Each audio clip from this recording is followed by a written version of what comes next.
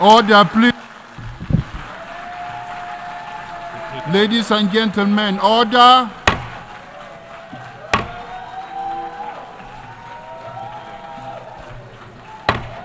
Order, please.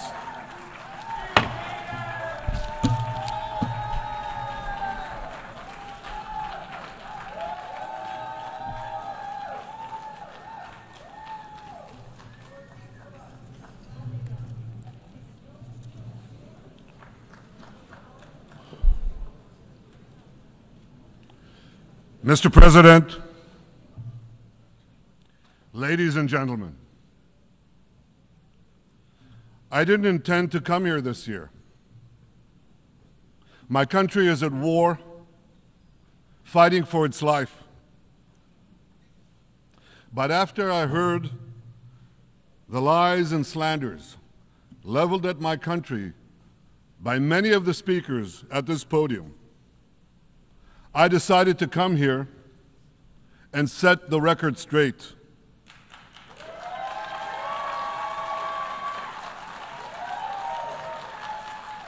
I decided to come here to speak for my people, to speak for my country, to speak for the truth. And here's the truth. Israel seeks peace. Israel yearns for peace. Israel has made peace and will make peace again.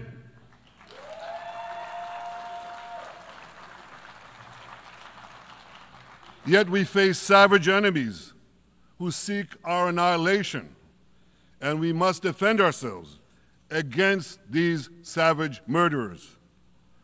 Our enemies seek not only to destroy us, they seek to destroy our common civilization and return all of us to a dark age of tyranny and terror. When I spoke here last year, I said we faced the same timeless choice that Moses put before the people of Israel thousands of years ago. As we were about to enter the Promised Land, Moses told us that our actions will determine whether we bequeath to future generations a blessing or a curse. And that is the choice we face today. The curse of Iran's unremitting aggression, or the blessing of a historic reconciliation between Arab and Jew. In the days that followed that speech, the blessing I spoke of came into sharper focus. A normalization deal between Saudi Arabia and Israel seemed closer than ever. But then came the curse of October 7th. Thousands of Iranian-backed Hamas terrorists from Gaza burst into Israel in pickup trucks, on motorcycles, and they committed unimaginable atrocities. They savagely murdered 1,200 people. They raped and mutilated women. They beheaded men. They burned babies alive. They burnt entire families alive, babies, children, parents, grandparents, in scenes reminiscent of the Nazi Holocaust. Hamas kidnapped 251 people from dozens of different countries, dragging them into the dungeons of Gaza. Israel has brought home 154 of these hostages, including 117 who returned alive. I want to assure you, we will not rest until the remaining hostages are brought home too. And some of their family members are here with us today. I ask you to stand up.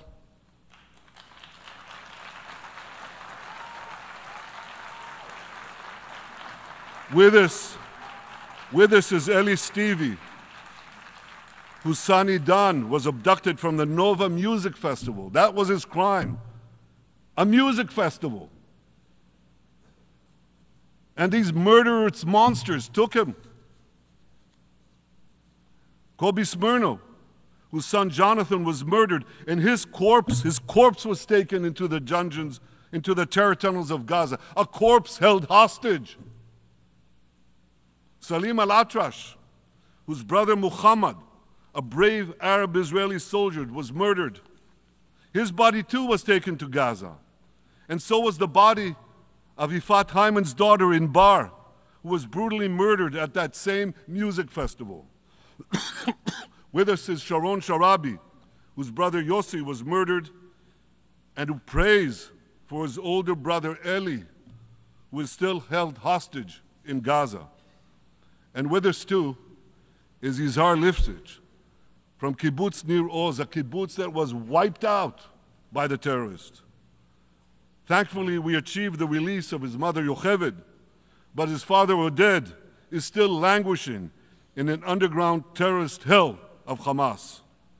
I again promise you, we will return your loved ones home. We will not spare that effort until this holy mission is accomplished.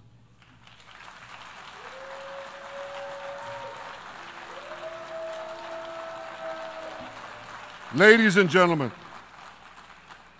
the curse of October 7th began when Hamas invaded Israel from Gaza, but it didn't end there. Israel was soon forced to defend itself on 6 more war fronts organized by Iran. On October 8th, Hezbollah attacked us from Lebanon. Since then, they fired over 8,000 rockets at our towns and cities, at our civilians, at our children. 2 weeks later, the Iran-backed Houthis in Yemen launched drones and missiles at Israel, the first of 250 such attacks, including one yesterday aimed at Tel Aviv.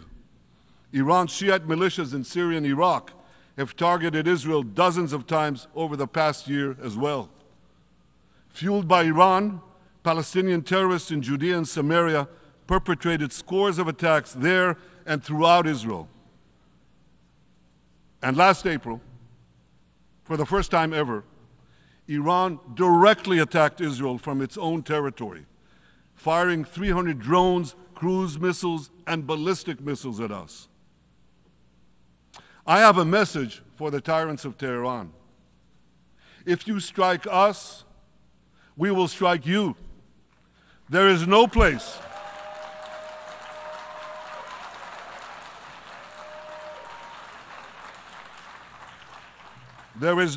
in Iran that the long arm of Israel cannot reach, and that's true of the entire Middle East. Far from being lambs led to the slaughter, Israel's soldiers have fought back with incredible courage and with heroic sacrifice. And I have another message for this assembly and for the world outside this hall. We are winning.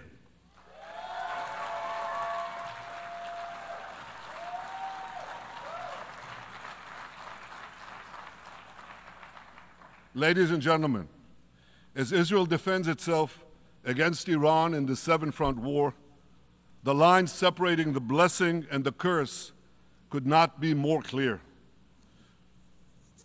This is the map I presented here last year. It's a map of a blessing. It shows Israel and its Arab partners forming a land bridge connecting Asia and Europe between the Indian Ocean and the Mediterranean Sea. Across this bridge, we will lay rail lines, energy pipelines, fiber optic cables, and this will serve the betterment of 2 billion people. Now look at this second map. It's a map. Look at the second map. It's a map of a curse. It's a map of an arc of terror that Iran has created and imposed from the Indian Ocean to the Mediterranean. Iran's malignant arc has shut down international waterways. It cuts off trade. It destroys millions, destroys nations from within, and inflicts misery on millions. On the one hand, a bright blessing, a future of hope. On the other hand, a dark future of despair. And if you think this dark map is only a curse for Israel, if you think that, then you should think again. Because Iran's aggression, if it's not checked, will endanger every single country in the Middle East and many, many countries in the rest of the world. because Iran seeks to impose its radicalism well beyond the Middle East. That's why it funds terror networks on 5 continents. That's why it builds ballistic missiles for nuclear warheads to threaten the entire world. For too long, the world has appeased Iran. It turns a blind eye to its internal repression. It turns a blind eye to its external aggression. Well, that appeasement must end. And that appeasement must end now.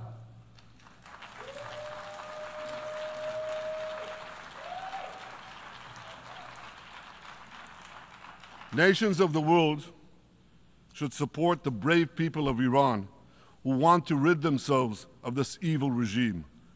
Responsible governments should not only support Israel in rolling back Iran's aggression, they should join Israel. They should join Israel in stopping Iran's nuclear weapons program. In this body, in the Security Council, we're going to have a deliberation in a few months. And I call on the Security Council to snap back UN Security Council sanctions against Iran, because we must all do everything in our power to ensure that Iran never gets nuclear weapons.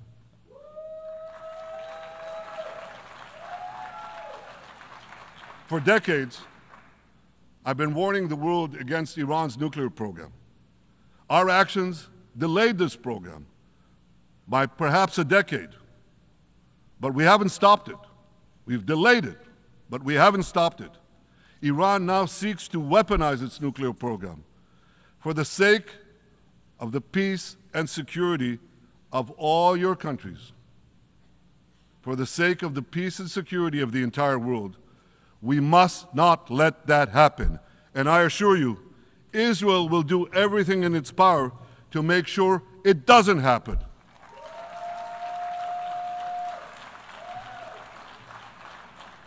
So, ladies and gentlemen, the question before us is simple. Which of these 2 maps that I showed you will shape our future? Will it be the blessings of peace and prosperity for Israel, our Arab partners, and the rest of the world? Or will it be the curse in which Iran and its proxies spread carnage and chaos everywhere? Israel has already made its choice. We've decided to advance the blessing. We're building a partnership for peace with our Arab neighbors while fighting the forces of terror that threaten that peace. For nearly a year, the brave men and women of the IDF have been systematically crushing Hamas's terror army that once ruled Gaza. On October 7th, the day of that invasion into Israel, that terror army numbered nearly 40,000 terrorists. It was armed with more than 15,000 rockets. It had 350 miles of terror tunnels, an underground network bigger than the New York subway system, which they used to wreak havoc above and below ground. A year later, the IDF has killed or captured more than half of these terrorists, destroyed over 90% of their rocket arsenal, and eliminated the key segments of their terror tunnel network. In major military operations,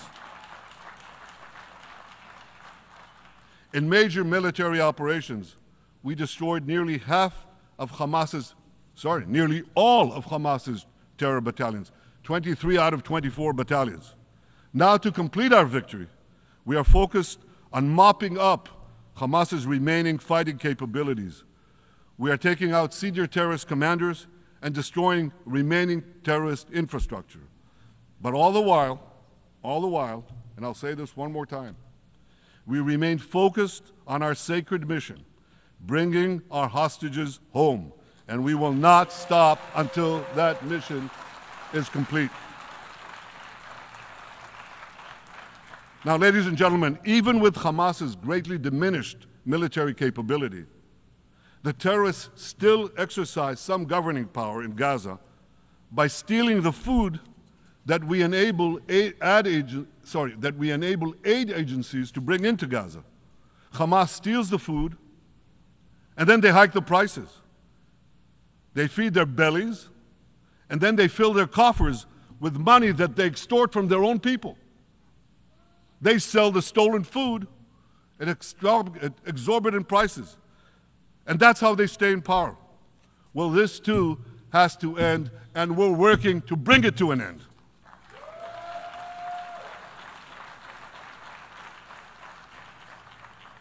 And the reason is simple.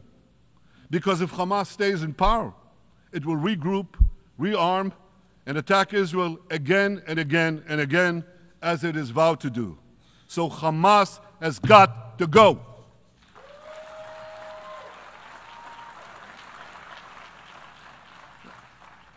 Just imagine, for those who say, well, Hamas has to stay, it has to be part of a post-war Gaza, imagine in a post-war situation in World War II, imagine allowing the defeated Nazis in 1945 to rebuild Germany. It's inconceivable, it's ridiculous. It didn't happen then, it's not going to happen now.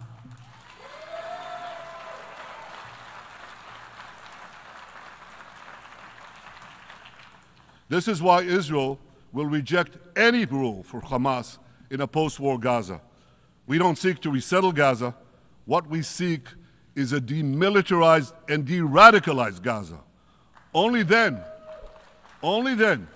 can we ensure that this round of fighting will be the last round of fighting. We are ready to work with regional and other partners to support a local civilian administration in Gaza committed to peaceful coexistence. As for the hostages, I have a message for the Hamas captors. Let them go. Let them go. All of them. Those alive today must be returned alive, and the remains of those whom you brutally killed must be returned to their families. Those families here with us today, and others in Israel, deserve to have a resting place for their loved ones, a place where they can grieve and remember them. This war, ladies and gentlemen, this war can come to an end now. All that has to happen is for Hamas to surrender, lay down its arms, and release all the hostages. But if they don't,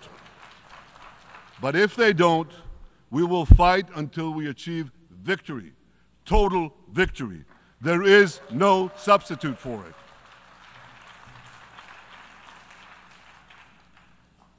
Israel must also defeat Hezbollah in Lebanon.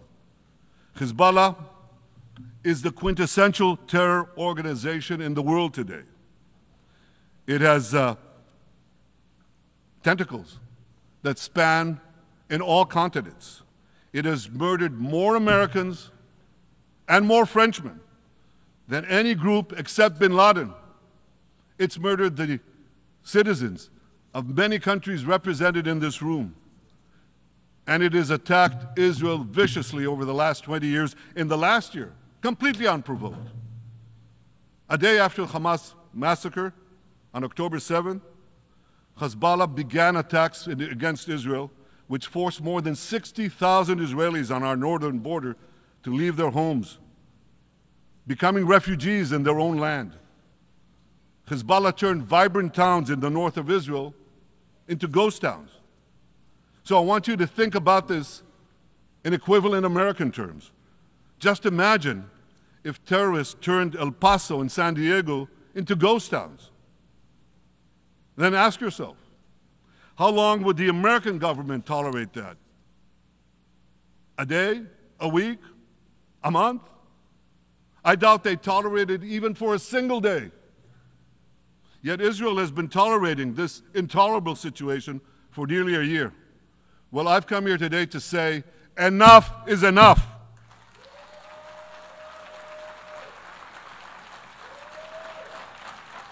We won't rest until our citizens can return safely to their homes. We will not accept a terror army perched on our northern border, able to perpetrate another October 7th style massacre. For 18 years, Hezbollah brazenly refused to implement UN Security Council Resolution 1701, which requires it to move its forces away from our borders. Instead, Hezbollah moved right up to our border. They secretly dug terror tunnels to infiltrate our communities and indiscriminately fired thousands of rockets into our towns and villages. They fire these rockets and missiles not from military sites, not from that. They do that too. But they fire those rockets and missiles after they place them in schools, in hospitals, in apartment buildings, and in the private homes of the citizens of Lebanon. They endanger their own people. They put a missile in every kitchen, a rocket in every garage. I said to the people of Lebanon this week, get out of the death trap that Hezbollah has put you in. Don't let Nasrallah drag Lebanon into the abyss. We're not at war with you.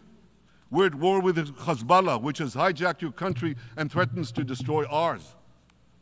As long as Hezbollah chooses the path of war, Israel has no choice, and Israel has every right to remove this threat and return our citizens to their homes safely. And that's exactly what we're doing.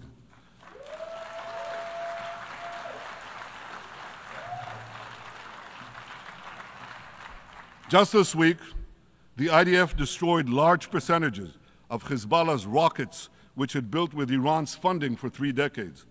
We took out senior military commanders who not only shed Israeli blood, but American and French blood as well. And then we took out their replacements, and then the replacements of their replacements. And we'll continue degrading Hezbollah until all our objectives are met.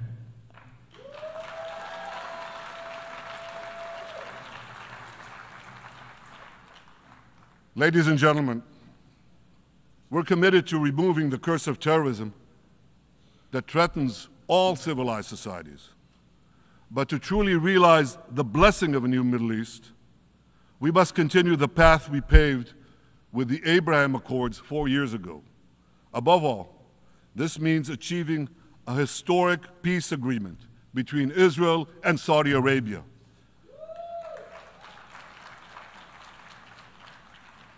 And having seen the blessings that we've already brought with the Abraham Accords, the millions of Israelis who've already flown back and forth across the Arabian Peninsula, over the skies of Saudi Arabia, to the Gulf countries, the trade, the tourism, the joint ventures, the peace, I say to you, what blessings such a peace with Saudi Arabia would bring.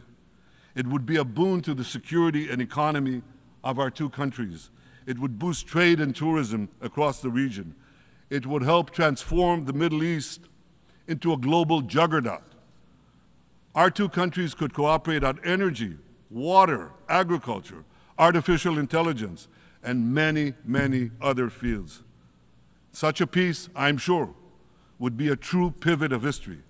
It would usher in a historic reconciliation between the Arab world and Israel, between Islam and Judaism, between Mecca and Jerusalem. While Israel is committed to achieving such a peace, Iran and its terror proxies are committed to scuttling it. That's why one of the best ways to foil Iran's nefarious designs is to achieve the peace. Such a peace would be the foundation for an even broader Abrahamic alliance. And that alliance would include the United States, Israel's current Arab peace partners, Saudi Arabia, and others who choose the blessing of peace. It would advance security and prosperity across the Middle East and bring enormous benefits to the rest of the world. With American support and leadership, I believe this vision can materialize, and much sooner than people think. And as the Prime Minister of Israel, I will do everything in my power to make it happen. This is an opportunity that we and the world should not let go by.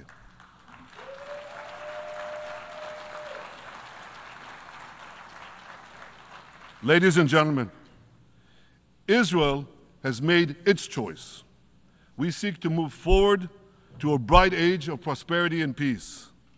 Iran and its proxies have also made their choice. They want to move back to a dark age of terror and war. And now I have a question. And I pose that question to you. What choice will you make?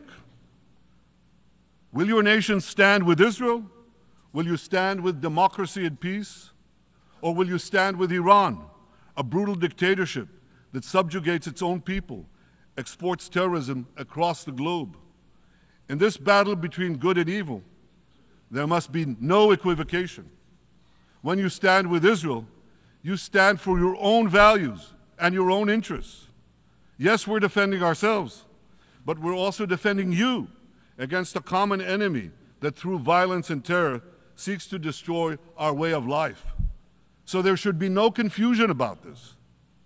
But unfortunately, there is a lot of it in many countries and in this very hall, as I've just heard.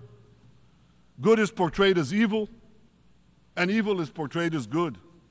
We see this moral confusion when Israel is falsely accused of genocide, when we defend ourselves against enemies who try to commit genocide against us. We see this too when Israel is absurdly accused by the ICC prosecutor of deliberately starving Palestinians in Gaza. What an absurdity. We helped bring in 700,000 tons of food into Gaza. That's more than 3,000 calories a day for every man, woman, and child in Gaza. We see this moral confusion when Israel is falsely accused of deliberately targeting civilians. We don't want to see a single person, a single innocent person die. That's always a tragedy. And that's why we do so much to minimize civilian casualties, even as our enemies use civilians as human shields. And no army has done what Israel is doing to minimize civilian casualties. We drop flyers, we send text messages, we make phone calls by the millions to ensure that Palestinian civilians get out of harm's way. We spare no effort in this noble pursuit. We see yet another profound moral confusion when self-described progressives march against the democracy of Israel. Don't they realize they support the Iranian-backed goons in Tehran and in Gaza? The goons who gun down protesters, murder women for not covering their hair, and hang gays in public squares, some progressives. According to the U.S. Director of National Intelligence, Iran funds and fuels many of the protesters against Israel. Who knows, maybe some of the protesters, or even many of the protesters outside this building now. Ladies and gentlemen, King Solomon, who reigned in our eternal capital, Jerusalem, 3,000 years ago, proclaimed something that is familiar to all of you. He said, "There is nothing new under the sun." Well, in an age of space travel, quantum physics, and artificial intelligence, some would argue that's a debatable statement. But one thing is undeniable. There is definitely nothing new at the United Nations.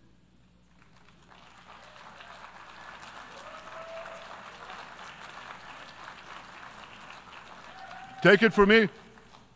I first spoke from this podium as Israel's ambassador to the UN in 1984. That's exactly 40 years ago. And in my maiden speech here, I think it's the same podium, by the way. In my maiden speech here, I spoke against a proposal to expel Israel from this body. 4 decades later, I find myself defending Israel against that same preposterous proposal. And who's leading the charge this time? Not Hamas, but Abbas, Palestinian Authority President Mahmoud Abbas. This is the man who claims he wants peace with Israel. Yet he still refuses to condemn the horrific massacre of October 7th. He's still paying hundreds of millions to terrorists who murder Israelis and Americans. It's called pay for slay. The more you murder, the more you get paid. And he still wages unremitting diplomatic warfare against Israel's right to exist and against Israel's right to defend itself. And by the way, they amount to the same thing. Because if you can't defend yourself, you can't exist. Not in our neighborhood, certainly, and maybe not in yours. Standing in this podium 40 years ago, I told the sponsors of that outrageous resolution to expel Israel, "Gentlemen, Check your fanaticism at the door. Today, I tell President Abbas and all of you who would shamefully support that resolution, check your fanaticism at the door. The singling out of the one and only Jewish state continues to be a moral stain on the United Nations. It has made this once respected institution contemptible in the eyes of decent people everywhere. But for the Palestinians, this UN House of Darkness is home court. They know that in this swamp of anti-Semitic bile, there's an automatic majority willing to demonize the Jewish state on anything. In this anti-Israel flat earth society, any false charge, any outlandish allegation can muster a majority. In the last decade, there have been more resolutions passed against Israel in this hall at the UN General Assembly than against the entire world combined. Actually, more than twice as many. Since 2014, this body condemned Israel 174 times. It condemned all the other countries in the world 73 times. That's more than 100 extra condemnations for the Jewish state. What hypocrisy, what a double standard, what a joke. So the UN's hostility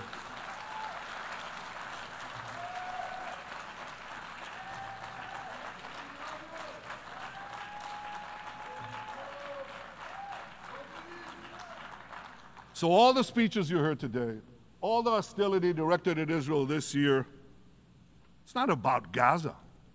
It's about Israel. It's always been about Israel's very existence. And I say to you, until Israel, until the Jewish state is treated like other nations, until this anti-Semitic swamp is drained, the UN will be viewed by fair-minded people everywhere as nothing more than a contemptuous farce. Now, given the anti-Semitism at the UN, it should surprise no one that the prosecutor at the ICC, one of the UN's affiliated organs, is considering issuing arrest warrants against me and Israel's defense minister, the democratically elected leaders of the democratic state of Israel. The ICC prosecutors rushed to judgment.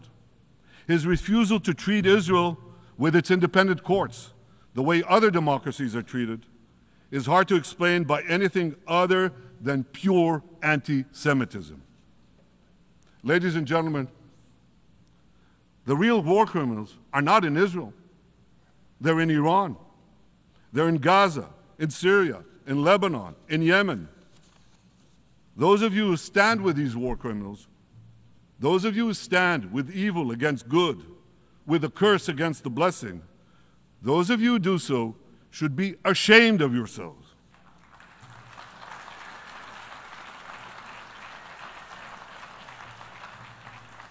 But I have a message for you. Israel will win this battle. We'll win this battle because we don't have a choice. After generations in which our people were slaughtered, remorselessly butchered, and no one raised a finger in our defense, we now have a state. We now have a brave army, an army of incomparable courage, and we are defending ourselves.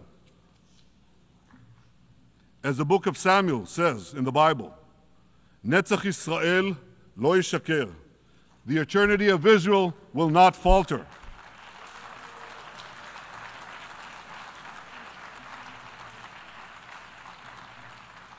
In the Jewish people's epic journey from antiquity, in our odyssey through the tempest and upheavals of modern times, that ancient promise has always been kept, and it will hold true for all time.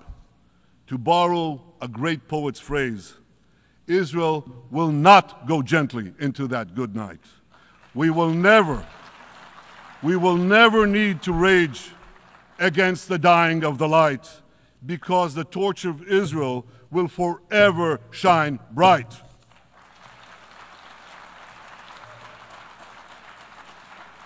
To the people of Israel and to the soldiers of Israel, I say, be strong and of good courage. חזקו ואמצו ואל תיראו מפניהם, כי אדוני אלוהיך הוא ההולך עמך, לא ירפך ולא יעזבך. Am Yisrael Chai, the people of Israel live now, tomorrow, forever. Thank you.